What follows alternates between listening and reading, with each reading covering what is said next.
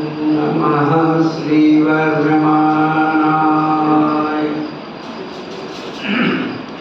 निर्धूतकलिलात्मने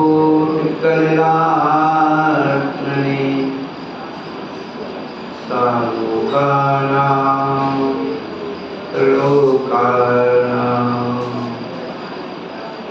यद्विद्यारत्नायति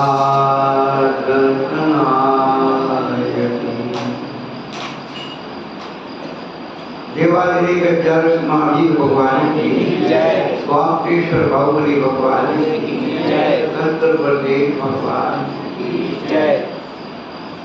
विशारदे नामाशि कार्य करता हूँ वारे वारे दीजिए समय सार साथ में दिया ज्ञान का रहन सार नीरु प्रभु चंद सार आत्मा का हुशुदार करो मन में उदार परम पदार सारे निरुपम क्या सिखाए पाऊं मैं भी बोले सरच करूं शनिकर ज्ञान निधि ऐसी पाऊं मन हो वह निर्विकार हमें ते नमा से कार्य कर शामुबार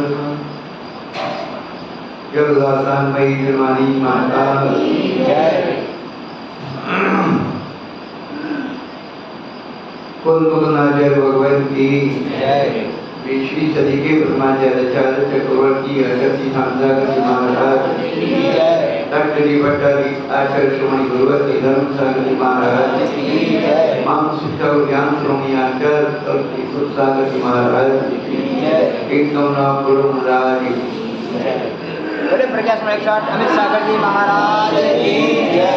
समस्त संघ की जय।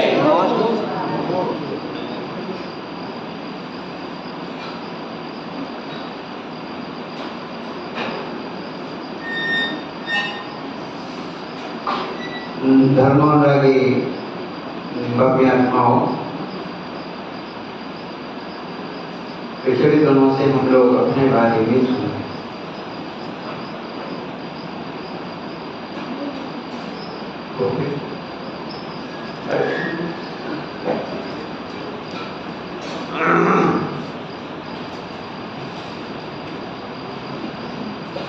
निकोल से लेकर के और मनुष्य पर्याय तक की यात्रा इतनी कठिन यात्रा है।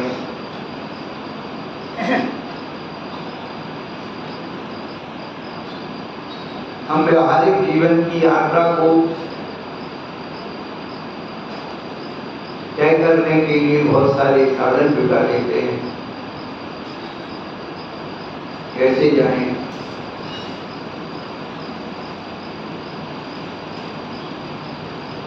जल्दी पहुंचना है,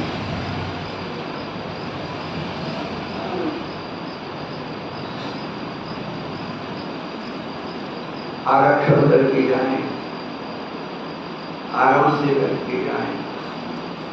नाना प्रकार के विकल्प अपने सामने होते हैं, परंतु परलोक की यात्रा के लिए अपने पास क्या है?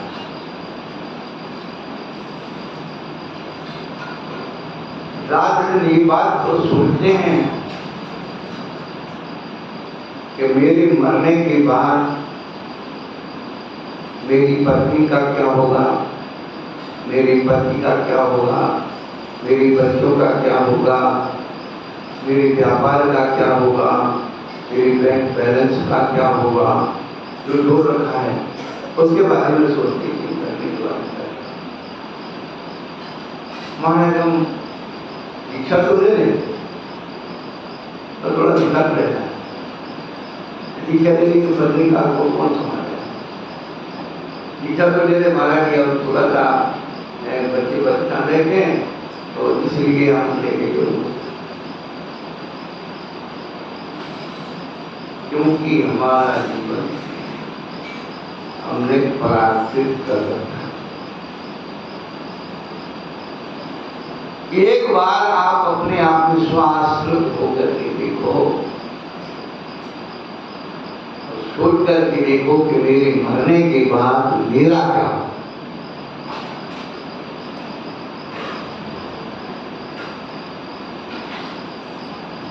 पर की चिंता में, परद्रव की चिंता में, पर्यावरण की चिंता में अपना पूरा जीवन, इतना बहुमूल्य जीवन बार बार यही कहते हैं कि मनुष्य जीवन संसार की हर वस्तु की कीमत रखने वाला एक मनुष्य है। मिट्टी से लेके महात्मा तक, परमाणु से लेके परमात्मा तक सबकी कीमत समझने वाला एक मनुष्य। परंतु आश्चर्य यही है कि जो सबकी कीमत रखता है वो अपनी कीमत भूला हो।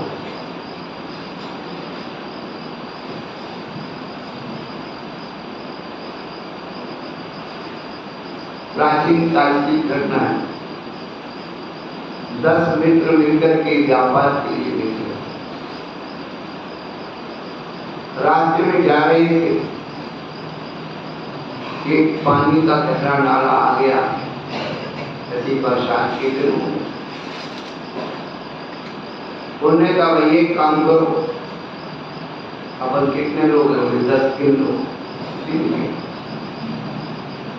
एक दूसरे का हाथ पकड़ करके और उस पार पहुंचे। बोले भाई कि लोग भी कम तो नहीं हो। अब वो लोग गिनना शुरू किया, और 1 2 3 4 5 6 7 8 9।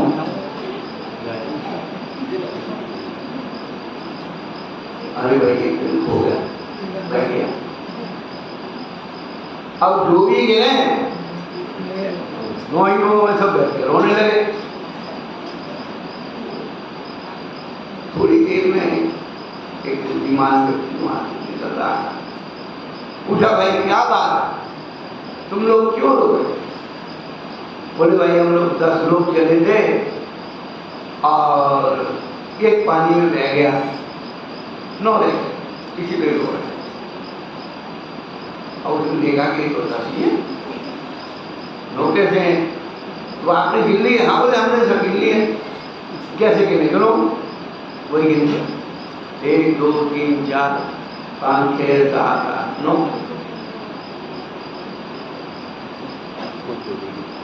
और बुद्धिमान व्यक्ति ने एक चांटा लगाया कि तुम अपने आप को तो गिन, 10वां ये है।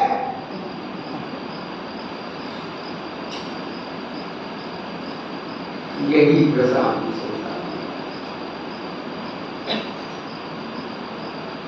अपने आप को कब गिनेंगे? संसार के सुखों में तो अपने आप को खूब गिनते हैं। क्या संसार के सुख होते ना, तो जब देने की बारी आती है, देने की बारी आती है तो भाई तो कहते भाई तो दोनों एक ही हैं। तो जब लेने की बारी आती है तो हम तो अलग अलग है ना, हमें अलग अलग चाहिए। नहीं होता है ऐसा? होता करते हो इसलिए होता। ये संसार की नियति इसी तरह से है।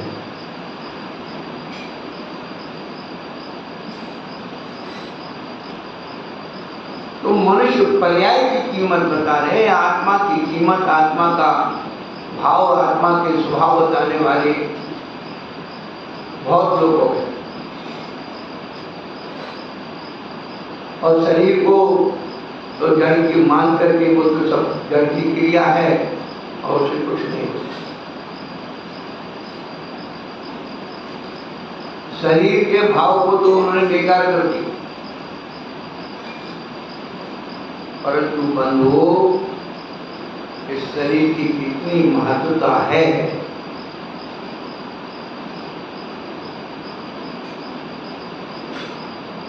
आगम में जहां, सिद्धांत में जहां शरीर की महत्वता बताई,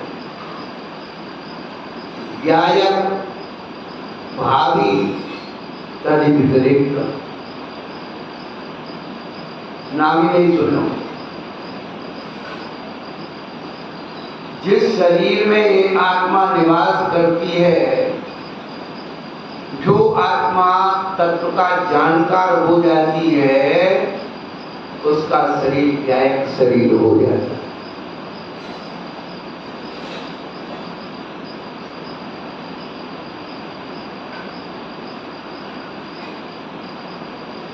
बड़ा सूक्ष्म विषय है, तो पहले में अब आने वाला है तत्वान सूत्र की भूमिका में।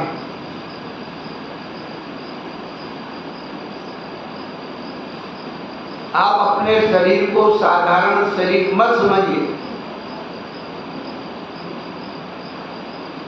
कल बताया था कि सिंहिनी का दूध स्वर्ण पात्र में ढलता है। ऐसे केवल ज्ञान की शक्ति केवल इस मनुष्य शरीर में होती और संसार के किसी शरीर में।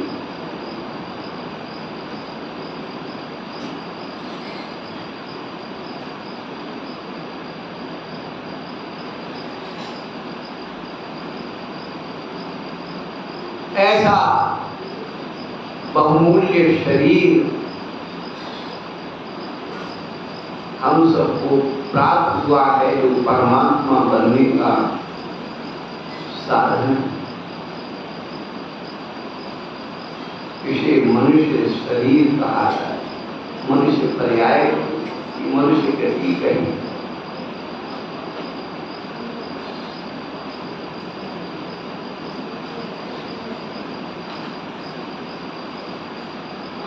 हमारे मनुष्य होने का फायदा क्या हुआ और किस कारण से हम मनुष्य कहे जाते हैं?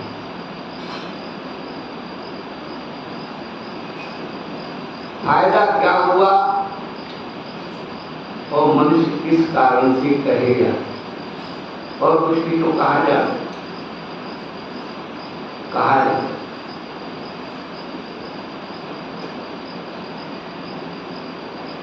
जो मनुष्य की मर्यादा का पालन नहीं करता, मनुष्य जीवन के नियमों का पालन नहीं करता,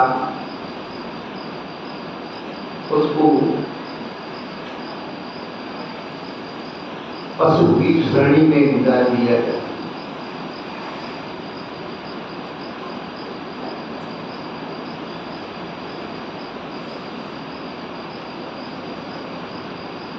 मनुष्य होने के लिए क्या जरूरी है? मनुष्य बन तो गए लेकिन हुए नहीं। नीतिकार कहते हैं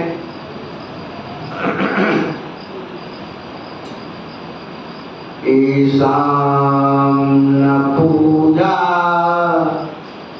न तपो न दानम न ज्ञानम न शीलम न बपुरो न तेजा ते मर्त्य लोके भुवि भार भूता मनुष्य रूपे मृगाश्चरन्ति।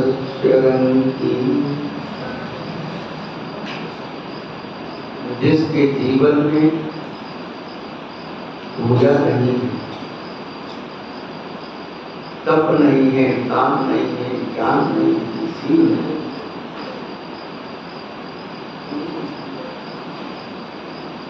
वो इस मनुष्य लोक में भारभूत है और मनुष्य के रूप में पशु विचरण कर रहा है।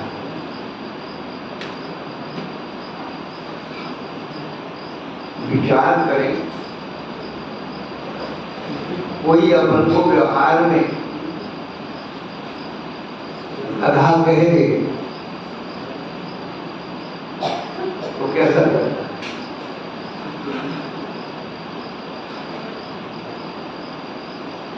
कुत्ता कहे कैसा लगता? इसी मनुष्य को जानवर की गाली दे बुरा मान जाए, नहीं मानता है? मानता है। एक पति पत्नी में लड़ाई हो गई, झगड़ा हो गया,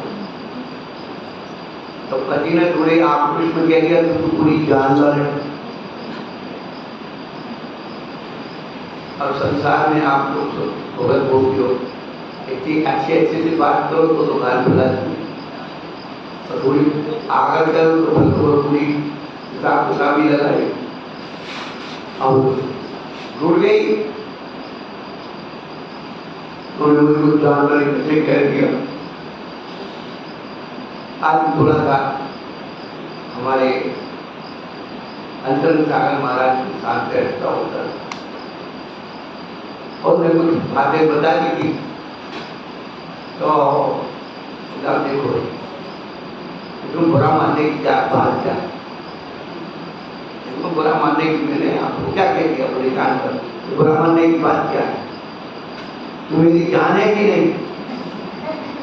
तू मेरी जान है, मैं तेरा वर हूं। तू मेरी जान, मैं तेरा वर, वही जानवर। आदमी कब तक रहता है पता है? जब तक शादी नहीं हुई। आदमी कितने कल का होता है? 2 कल का। जानवर 4 कल। अरे आपको सुनो, सब समझ में। जानवर 4 कल का होता है तो 2 कल तुम्हारे, 2 घरवाली के वह 4, पर एक आध गल्लू आ गया तो वह 6 और हाँ मकड़ी का हो गया 8, फिर मक्खी बन गए हाँ और फिर मकड़ी बन गए। सोचिए अपने जीवन को हम कहा ले जाए।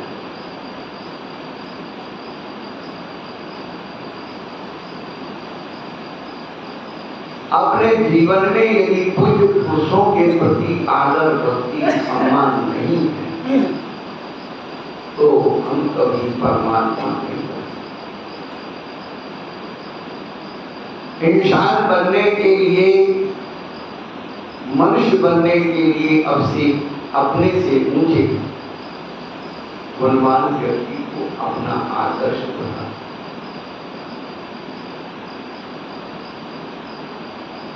तो जानवर की उपमा, पशु पक्षी की उपमा देने से क्या होता है? मनुष्य एक ऐसा प्राणी है जैसे संसार के जितने पशु पक्षी हैं सभी उपमा मिल गया। गधे जैसा, ऊंट जैसा, हाथी जैसा, बंदर जैसा, कुत्ते जैसा, पर किसी जानवर को कोई आदमी नहीं।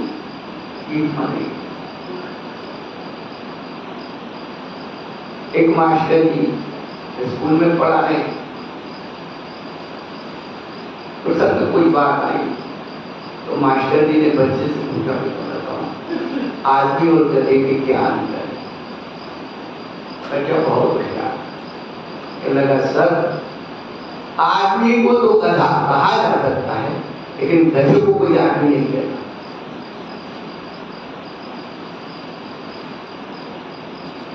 और गधे को गधा क्यों कहते?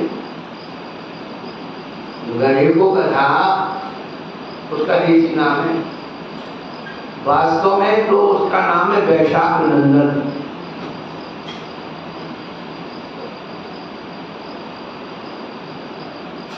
वैशाख के महीने में पैदा होता है, पहला कारण। दूसरा, उसे गधा क्यों कहते हैं? गामा ने गलत, धामा ने कहा, उसकी गलत धारणा होती इसलिए वो गधा कहता। अब गधे की गलत धारणा क्या है? गर्मी के दिन में मैदान में घास खाता है और खाते खाते पीछे मुड़ के देखता है तो विचार करता है मैंने सारे मैदान का घास खा लिया तो मोटा हो जाए।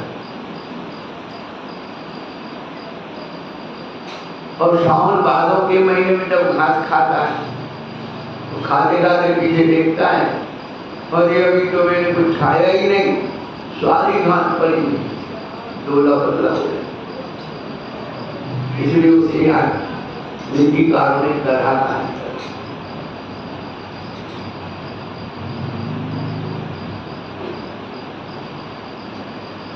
हम मनुष्य होकर के और जानवर की उपमाओं को प्राप्त करें।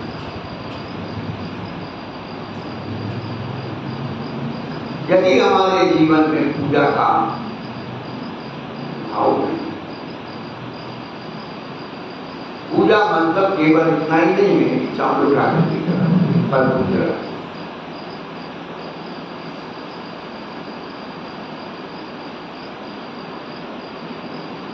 वह पूजा जिसमें द्रव्य और भाव, द्रव्यस्य शुद्ध मलिगम नियतान भावस्य शुद्ध मलिगम आलम नाम विधान वलय भूताल विजक्य पुरुषस्य करुणा। आज के समय में सब भाव की तरफ जा रहे। महाराज जी भाव अच्छे होना चाहिए, द्रव्य का क्या मतलब?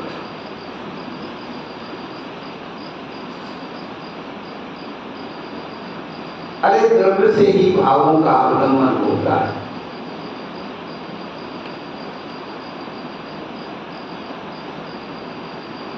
आप घर में हैं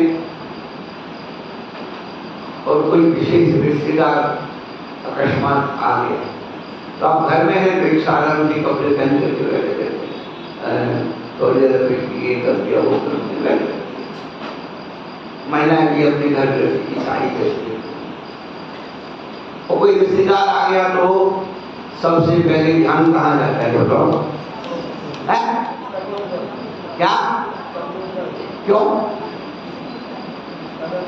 क्या भाई बताओ, मतलब क्या है भैया? सबसे पहले ध्यान कहाँ जाता है? साड़ी पर जाता है, कपड़ों पे जाता है। और उसे कहते भैया बैठो, बाप आ गए, अच्छी बात है, बैठो भैया। और घर गई उधर हाथ मुड़ है।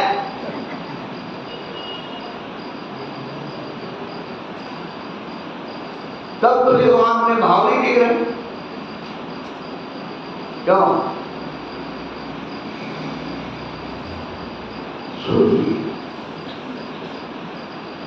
हम अपने व्यवहारिक जीवन में,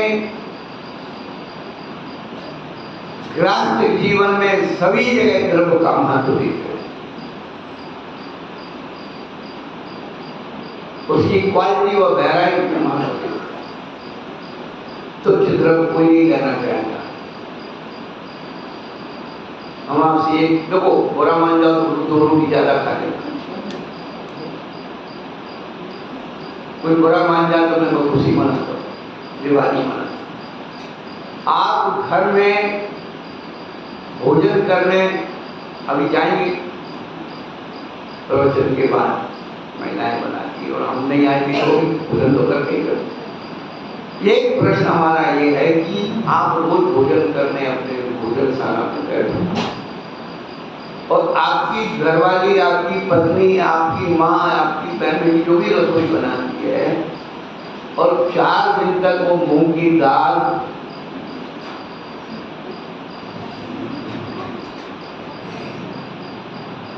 क्या एक दाल एक रोटी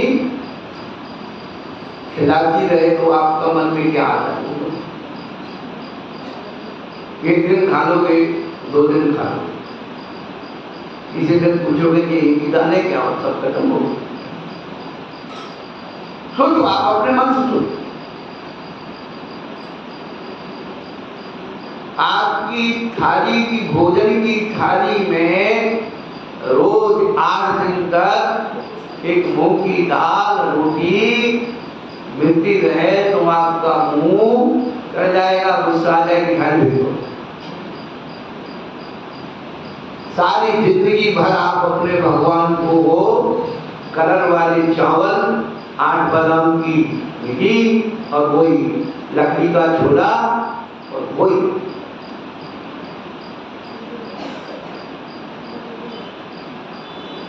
अरे सूखी द्रव्य में बहुत सारी चीजें आती,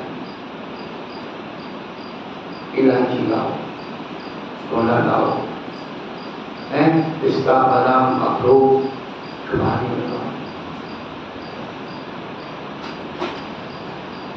अरे तुम सूखा चढ़ाते, सूखा भी तो तरीके का चढ़ा दो। चावल चढ़ाते हो, पूछो भाव भैया मंदिर के चावल दे दो। इस सामने बात तुम्हारी पूजा में आ गया। सामने बात एक करोड़पति भी अरबपति भी कोई चावल चला रहा है तो तुम नहीं चला रहे। ये पूजा है, ये पूजा का स्वरूप है। करो बात आप कुछ नहीं, हमें कोई दिक्कत नहीं, वो भी चढ़ाना बंद कर दो, भगवान को उसकी भी जरूरत नहीं। कभी सोचा कि चावल और फल फूल चढ़ाने से भगवान खुश नहीं होगा? जो भगवान तीनों का नाथ रत्नों के संरक्षण में बैठता है, इंद्र उसकी पूजा करता है दिव्य द्रव्यों से। ये जो द्रव्य सामग्री है भगवान के लिए नहीं, अपने लिए है। इससे लोभ छूटता है। लोग छोड़ने के लिए सामग्री चढ़ाई जाती, लोग करने के लिए चढ़ाई। मोती के समान अक्षर, मोती के अक्षर क्या गजमुक्ता, अरे पढ़े तो हो ना आप लोग, सुने तो हो कि भगवान के दर्शन करने के लिए गजमुक्ता चढ़ा करके दर्शन करूंगी तब भोजन करूंगी। उसके पास इतनी शक्ति सामर्थ थी वो गजमुक्ता चढ़ा, और जिसके पास शक्ति सामर्थ नहीं थी तो उन्होंने क्या ज्वार के दाने चढ़ा करके अपने भगवान को। ये सब कपोल कल्पित कल्पनाएं नहीं है, ये जीवन की यथार्थताएं हैं। सारी पूजाएं भाव पूजाएं हो गई, इसको चढ़ाने से कुछ नहीं होगा, उसको चढ़ाने से कुछ नहीं होगा, मेरे मन ही मेरा मन ही निर्मल जल है, मेरा मन ही सब कुछ तुम ही हो, तुम ही चढ़ जाओ भगवान की बेटी है।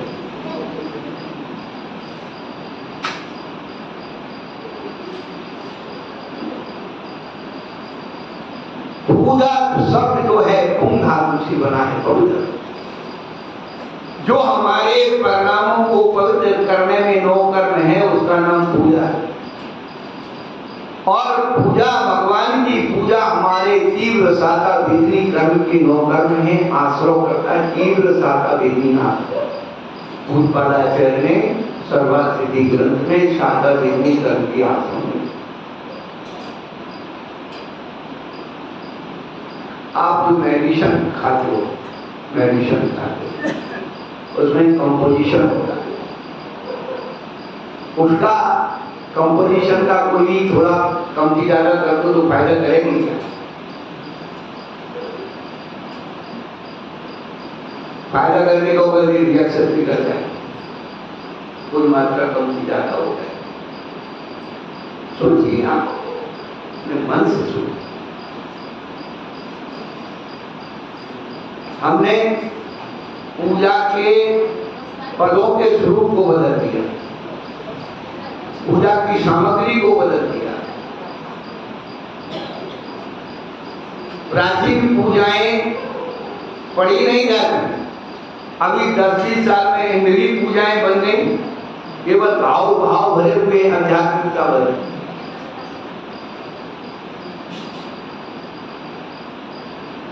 पुरानी पूजाएं नाचक ताल मृदंग बजाए, याद नाच की चरण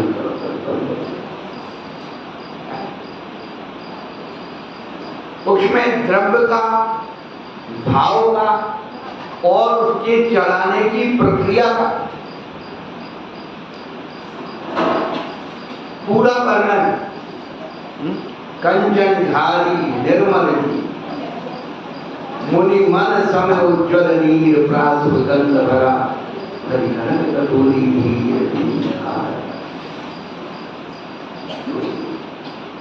क्या क्या सुनाया।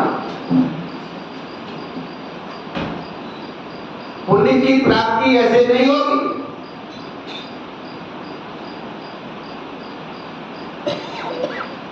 आचार्य भगवान कहते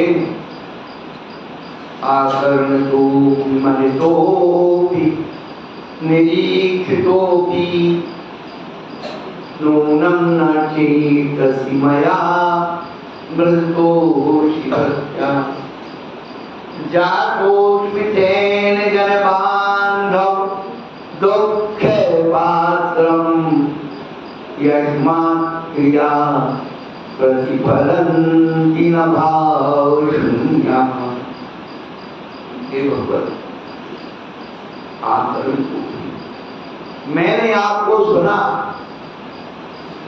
मैं तो भी खूब नाच गान करके बजा करके पूजा, निरीक्षितों भी वाह देखो अंग अंग जनवर के उसी हल्के शांति के बाद खूब आके गड़गड़ा करके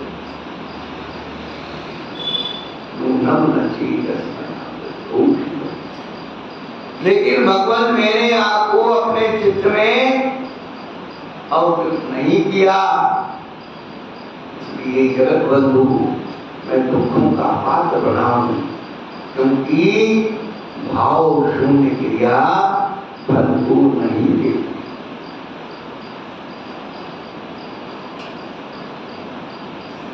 क्रिया तो चल रही है और उसका भाव कहां है? जो द्रव्य चला है उसका भाव क्या है? तत्व भाव।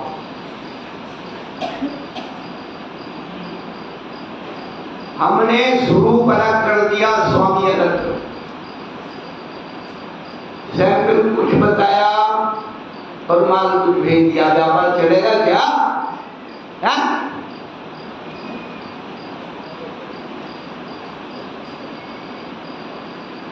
यही अपने जीवन की भूल है।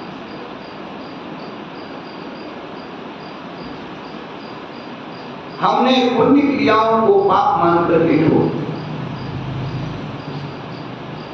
यदि तू पाप से इतना भयभीत है तो विचार कर, तुझे पूजा की थाली का पाप तो समझ में आ गया, तुझे भगवान की पूजा की थाली का पाप तो समझ में आ गया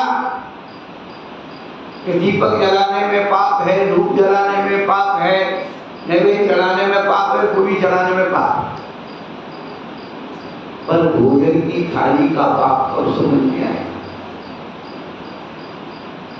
कि रात्रि भोजन करना पाप है, कंद भक्षण करना पाप है, बिना छना पानी पीना पाप है।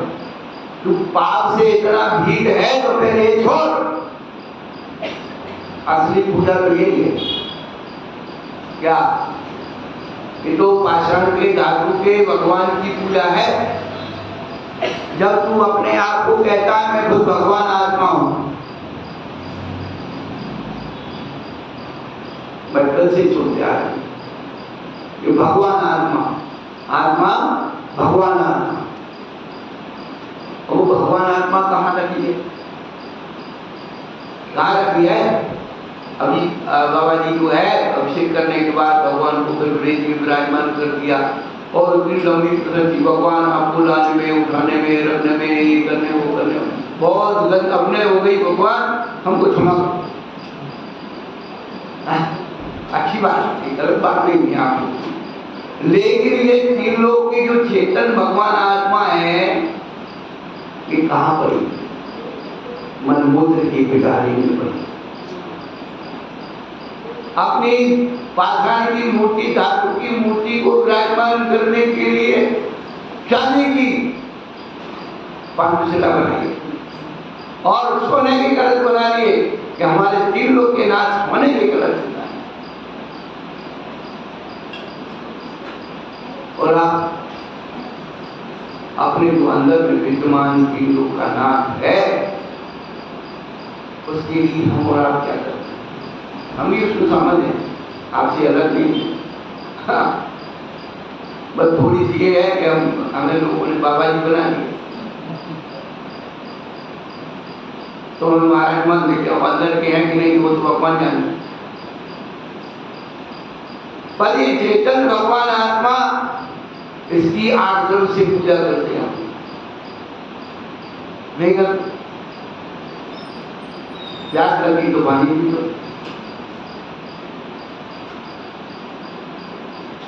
जब कोई मेहमान आता था पुराने समय में, उसकी अष्ट तरफ से ही घर में पूजा हो।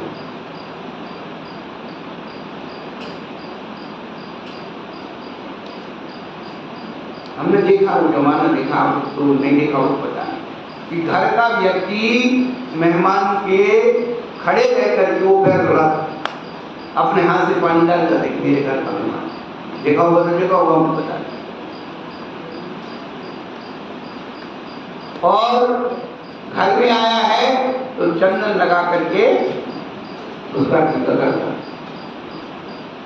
और चंदन के ऊपर, तिलक के ऊपर चावल, है ना, जल हो गया, चंदन हो गया, अक्षत हो गया, और पुष्प हो गया, माला पहना,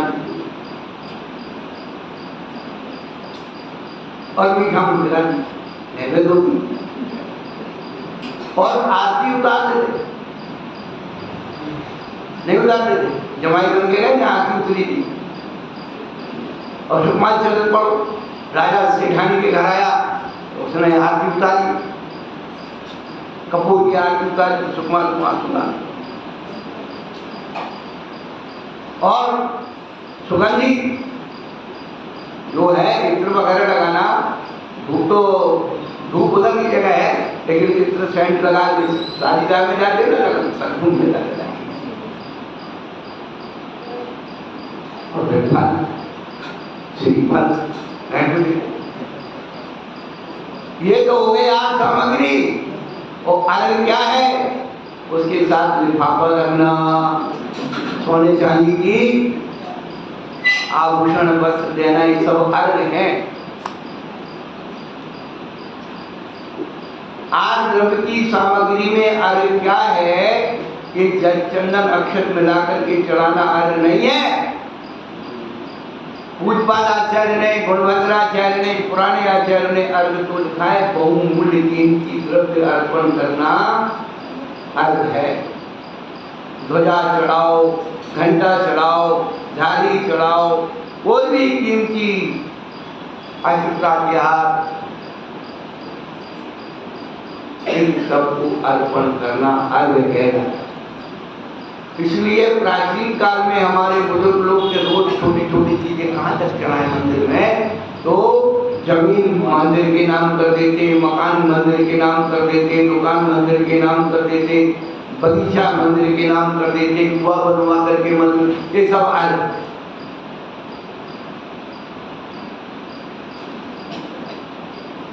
इसलिए मंदिरों में गोलक रखी जाने लगी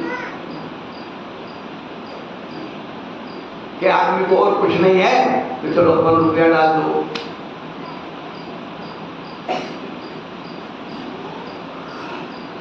आप कितने करोड़पति हो, जिसके साथ जमाई बन के गए हो, उसके घर में यदि आप जाओ और वो आपको टीका ना करे, विदाई ना करे, लिफाफा ना दे, कैसा लगेगा? सोचो आप, भली आपके जेब में लाख रुपया रखे पैकेट,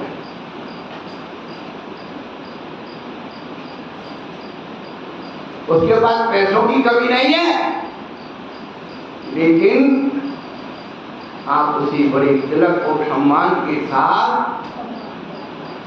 फिर वो क्या करता है, पैसे को रखता हो। पुराने समय में एक माता बहनों का सब पहले चारा स्वांग होता था, तो जब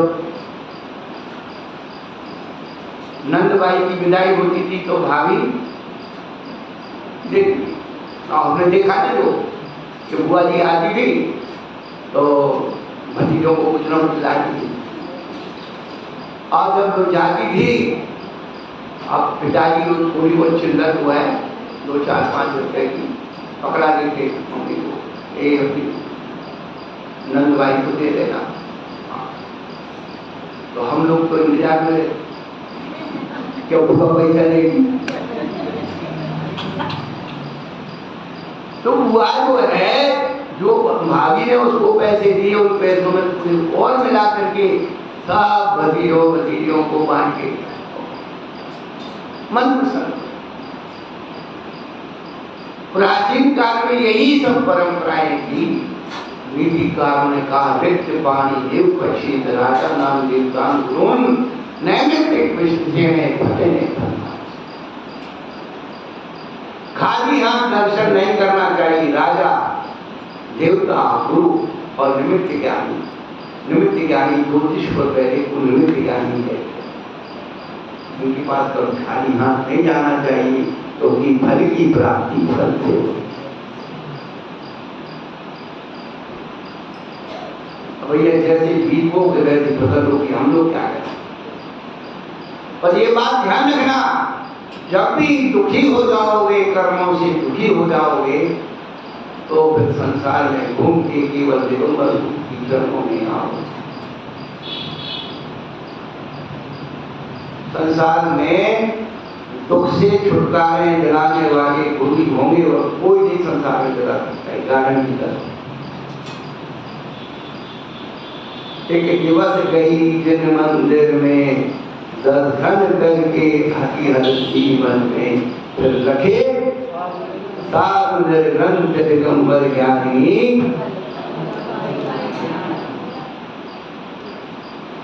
उस श्रीपाल ने पूर्व पर्याय में जो पाप बंद किया था, वो किसके निमित्त से बंद किया?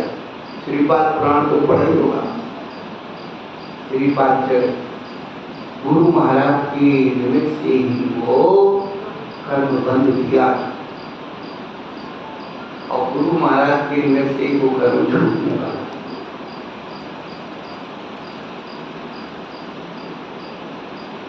आठ दिन की पूजा में उसने 700 पुष्टियों का रोग दूर कर दिया। इतना तीव्र शाखा बिजली का विनाश। हमारी पूजा से हमारा माथा भी और टेंशन हो रहा, क्यों दूर नहीं हो रहा? क्यों है? वो भाव नहीं, वो द्रव्य नहीं। जो द्रव्य, जिस पूजा का जो द्रव्य है, पूजा का जो भाव है, तो सामग्री है। पूजा में खर्च होने वाला जो द्रव्य था, पूजन का द्रव्य भोजन में चला, भोगों में चला।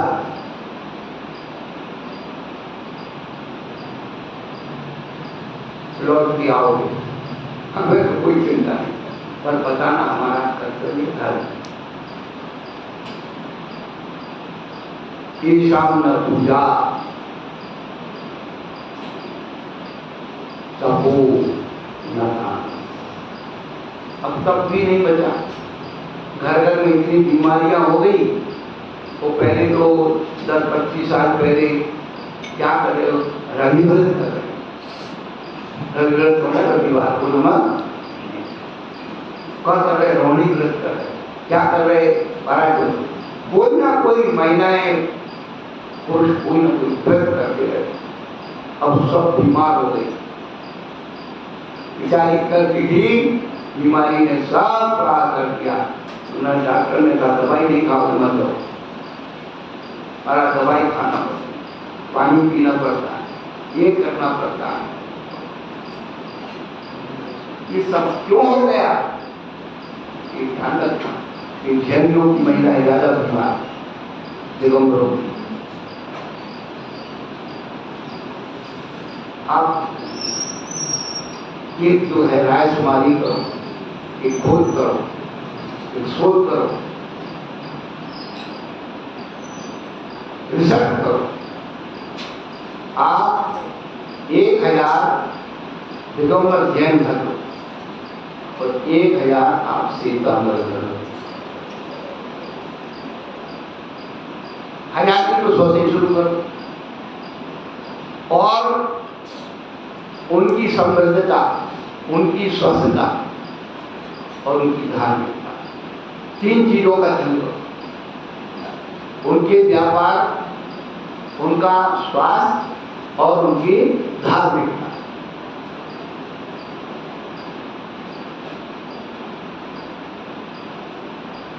अपवाद में वो पैसों में कमजोर हो,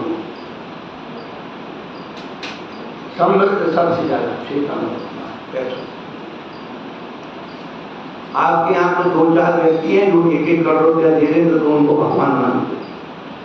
उनके यहाँ ऐसे 1 लाख व्यक्ति मिल जाएंगे। अभी सन 98 की घटना,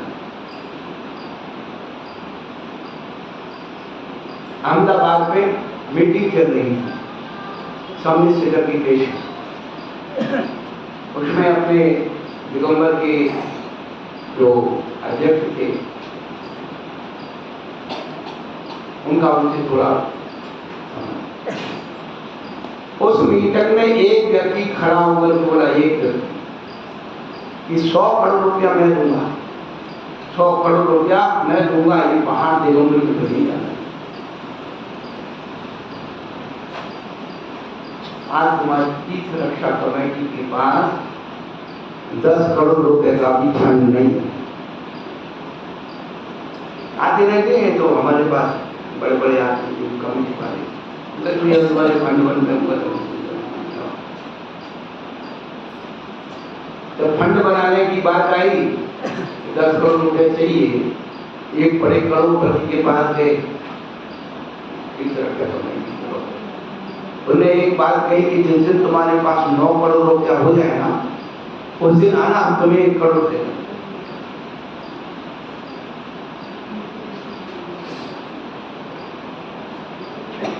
हम दूसरों की क्या, दूसरों का ये तो देखते कि उनके पास ये है, ये है, ये नहीं देखती वो करते क्या। उनकी धार्मिकता आज पूरी जगह सुरक्षित है। उनके जितने मंदिर हैं, विवाद होगा किस पर, पद के ऊपर, तो वही है के मंदिर, लेकिन पूजा पद्धति की विवाद नहीं। उनके जितने मंदिर हैं उनकी एक ही पूजा पद्धति है क्या। और तुम्हारे जितने आमनाय के मंदिर हैं, सबकी पूजा पद्धति अलग है। एक ही आमनाय के लोगों में भी सारी पूजा पद्धति अलग अलग हो गई। नाम नहीं ले, चाहे वो हो चाहे हो चाहते हो।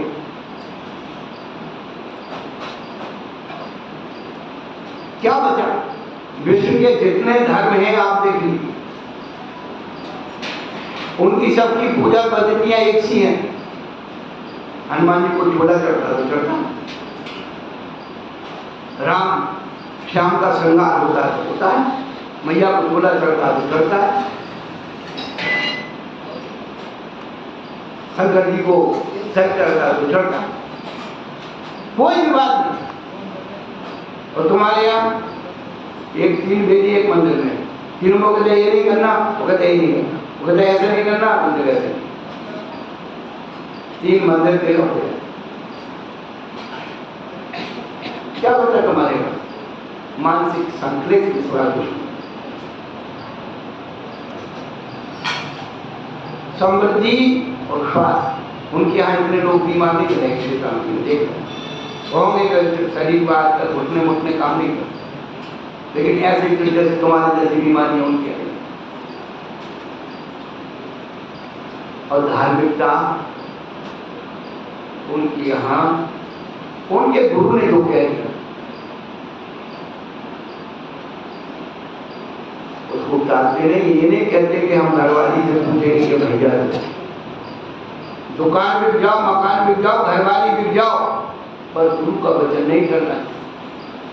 इतनी आस्था वहां होती है, इसलिए उनके यहाँ सुख समृद्धि।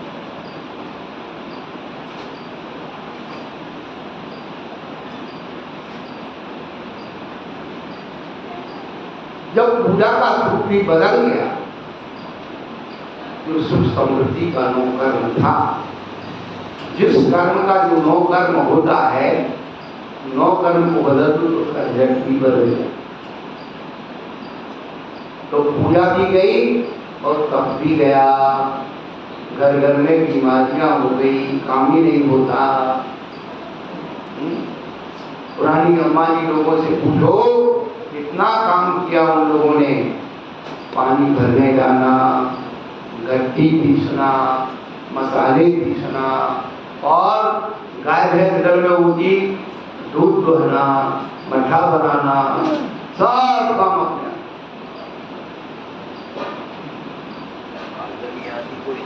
अब तो कुछ भी नहीं करना, माचिस भी नहीं रगड़ना, उसी में है ऐसी करना। और थोड़े दिन बाद रिमोट वाला आ जाएगा, वहीं से बैठे रसोई घर पकवा बन जाएगा, इलेक्ट्रिक हो जाएगा। आधा तो हो गया। हाँ हो गया। घर घर में गैस की पाइपलाइन डल गई। पहले सिलेंडर लाना पड़ता था, चढ़ाना पड़ता था, ताकत ही नहीं है तुम्हारे शरीर में। एक गिलास पानी भर करके पी ले। यहाँ सुन करके बात तो ऐसे लग रही है कि बिल्कुल सही बात, लेकिन उसका परिवर्तन कौन करेगा? ये प्रमाद कौन छोड़ेगा?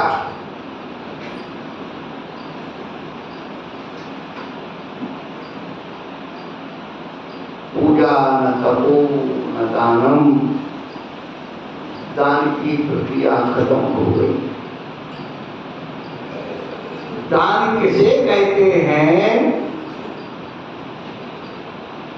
ये लोग भूल गए। दान के समय हो गए नादान। बच्चे को कहते हैं ना जैसे नादान है, कुछ नहीं जानता, उसे नादान कहते हैं। तो दान तो गया।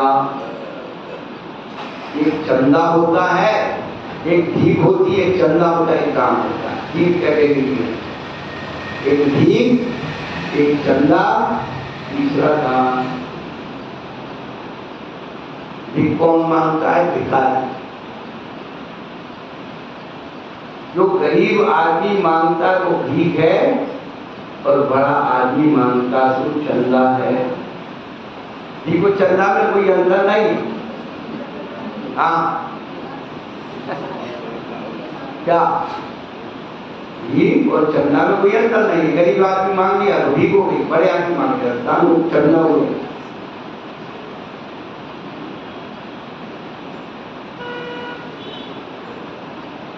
भिखारी को आप कुछ दोगे प्रसन्नता से दे देगा, और आपकी सात पीढ़ी को आशीर्वाद दे दे। थोड़ा सा आपने कुछ ज्यादा उसकी उम्मीद से आपने ज्यादा नहीं किया तो आपकी सात पीढ़ी को आशीर्वाद दे।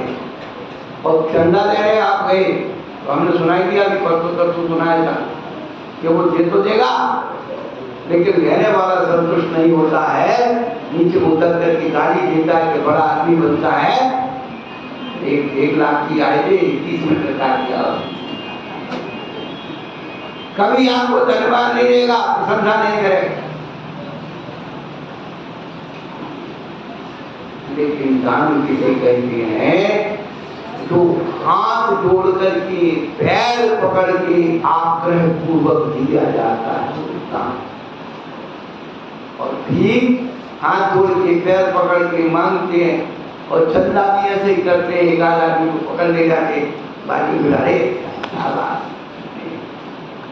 मार का लगा के आजू बाजू। अभी वो कलर की बोलने तो नहीं थी ना, पकड़ तो भाई साहब दौड़ रहे थे, पुलिस पर गए। अरे क्या रहेगा, कभी नहीं निकलना चाहिए। लेकर ले नहीं कर, तू क्या धर्म का महत्व नहीं जानता? क्या दान का महत्व नहीं जाना? क्या त्याग का महत्व नहीं जानता?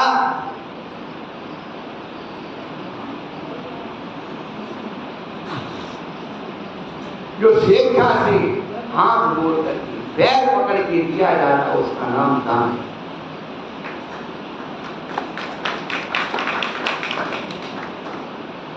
एक भिक्षु सुबह एक अम्मा जी के दरवाजे पर भीख मांगा। अम्मा ने कहा, भैया मेरे घर को सूतक है, और सूतक में दान नहीं देते। अब वो भिक्षु जो है हमारे जैसा पता गीला हुआ, बोले अम्मा ये बताओ कितने दिन को सूतक है? सूतक खत्म हो जाओगे बाद लेके आ जाएंगे। तो कब आए? तुम लोग तो यही कर दो, गंगा लेने जाके बोले कब आ जाएंगे बताओ। अम्मा जी कहने लगी कि वो जन्म लेने वाला बालक, जो जन्म लेने वाला बालक है, जब तक मर नहीं जाएगा तब तक का सूतक है।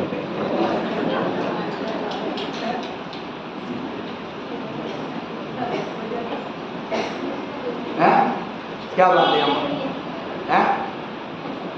क्या बात है भाई? सूतक तो लगता है ना, मरने का सूतक लगता है कि नहीं? जन्मने का बहुत सूतक पाठक जो है 2 शब्द बोलते हैं। तो जन्म लिया तो सूतक लगेगा और मरेगा तो पाठक लगेगा। पर अम्मा ने कहा कि मेरे सूतक तो तब तक है जब तक जन्म लेने वाला बालक मर नहीं जाएगा, तब तक सूतक। अब जो है सन्यासी क्यों लगाया बताने का? सन्यासी ने अम्मा से पूछा, अम्मा ये तो बताओ, ऐसा कौन सा बालक पैदा हुआ है कि जब तक वो मरे नहीं तब तक सूतक है, तब तक तुम दान नहीं दोगे? अम्मा कहने लगी, भैया मेरे दर्द नाम का बालक पैदा हुआ है। दर्द नाम का बालक पैदा हुआ है। दर्द का नाम का बालक पैदा हुआ है। जब तक वो मर नहीं जाएगा तब तक मेरी सूतक, तब तक मैं दान नहीं देता। तो लगता है महावीर नगर विस्तार योजना में घर सूतक ही है। जब महाराज चले जाएंगे उसके बाद चौका लगेगा।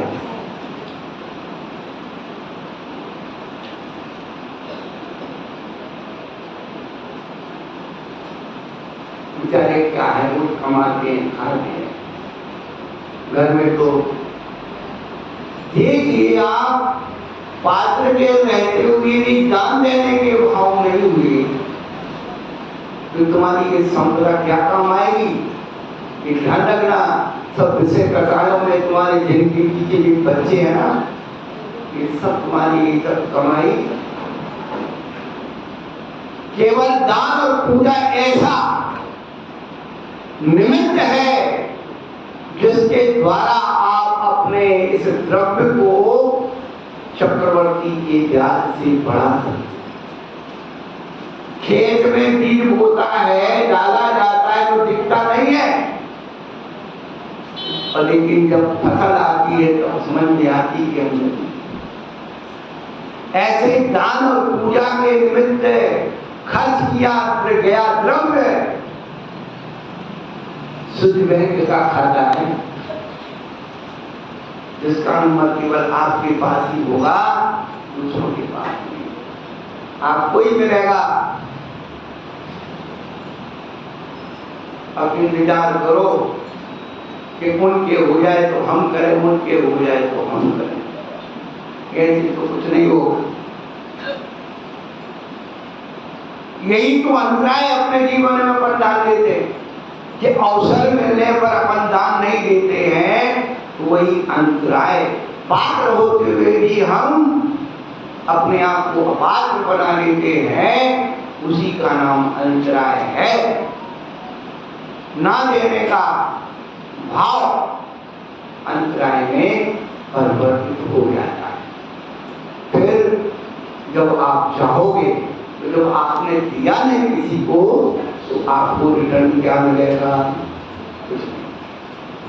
तो हम तो एक ही बात कहते हैं, अपना तो कर्म का उदय है, उनके कर्म का उदय अपन को मिलेगा। तो तुम्हारे भाग में नहीं देना तो हम क्या करें?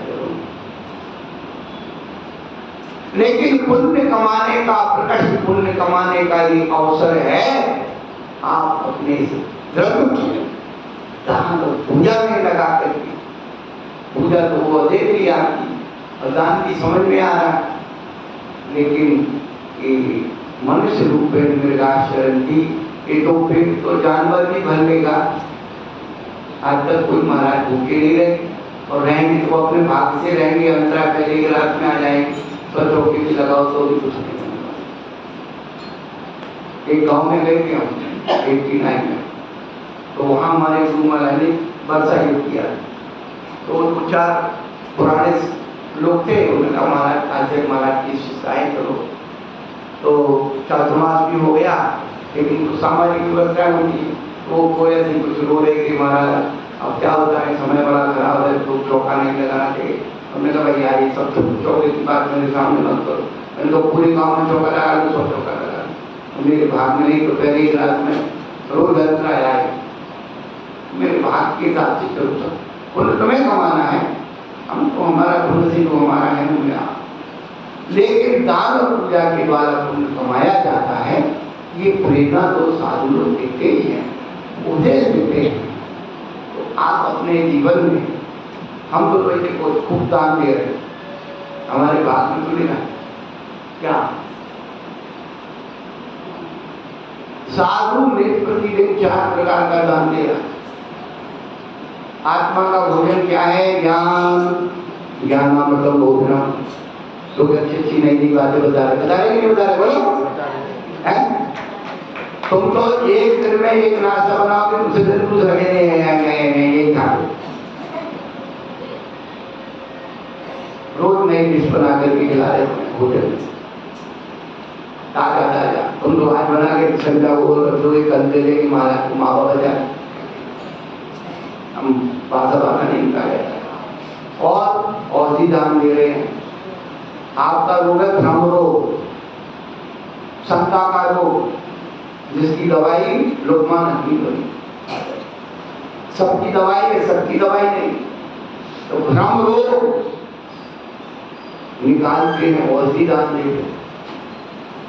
और शास्त्र की नई नई बातें आपको आपके सामने रख करके वाचना स्वाध्याय चल रहा है। आप अपनी आंख से, अपने कान से सुन लीजिए और पढ़ लीजिए कि शास्त्र में ये लिखा है कि नहीं। अभी तक तो अपने इधर उधर की सुनी पढ़ी पढ़ाई किताबों की वो मानते हैं, लेकिन अब अपनी आंखों से शास्त्र का पढ़ लेना। तो गुरु महाराज आपको ज्ञान दान दे रहे हैं और आशीर्वाद देते। गांधी तुम्हारे पीछे पड़ी, महाराज स्पेशल आशीर्वाद दो।